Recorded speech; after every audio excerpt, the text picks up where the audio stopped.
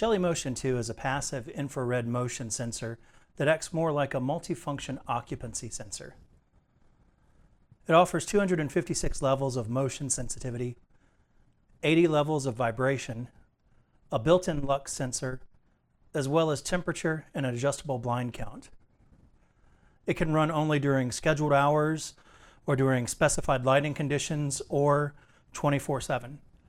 It can work entirely standalone with popular consumer hubs and open source systems, with professionally installed premium automation platforms, or even with building management and SCADA systems through MQTT. So why does all of that matter? At its most sensitive level, Motion 2 can detect eyes blinking from 10 feet away. It can perform different actions based on the light level of the room. For example, turn on a light if motion is detected when the lux level is at or above the dark or twilight levels that you specify. Unlike traditional sensors that detect motion, then perform an action, then count, and then reset for new motion, Shelly Motion 2 continues to reset the blind count whenever new motion is detected, meaning that if you set the blind to 10 minutes, for example, it doesn't complete the count until there's been no detectable motion for 10 minutes. It also has a pulse count feature. This allows you to determine if you want the sensor to only trigger when more than one movement is detected, up to 4 movements. All of these features, combined with the ability to control other Shelly products or any device that supports REST, makes this sensor the most versatile motion sensor available today. Here's a quick example of how to make this work. This is the Motion 2's internal web server displayed on a computer connected to the same network. You could also set up these commands through the Shelly Cloud app or even through scripted provisioning using Shelly APIs.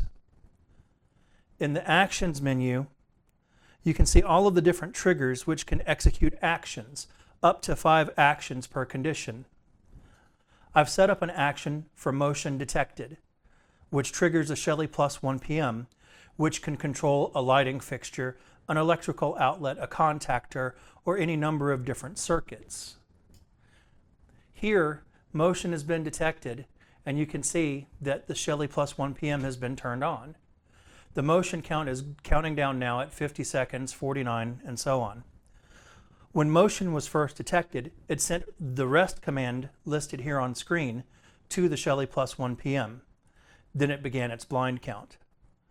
When no further motion is detected during the blind period, which now is at 31 seconds, it will trigger the end of motion action that I've saved here. The difference being the first, which turned on the relay output, was true, this one is false, and it works during the same scheduled hours as the original. You can send commands to Shelly dimmers, bulbs, or the RGBW2 to dim or brighten a light, or any number of other commands based on what the target device performs. You'll notice that the sensor shows no motion and Shelly Plus 1 PM has been turned off because the blind count expired without picking up more motion. You can see this is a very versatile function that works independently of any hub, voice assistant, or automation control platform, but can also be combined with any of these for more advanced automations.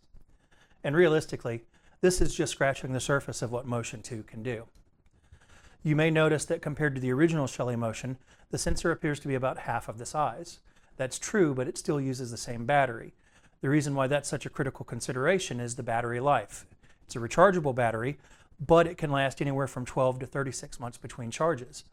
I have original Shelly Motion sensors in my home that are still on their initial charge after 18 months.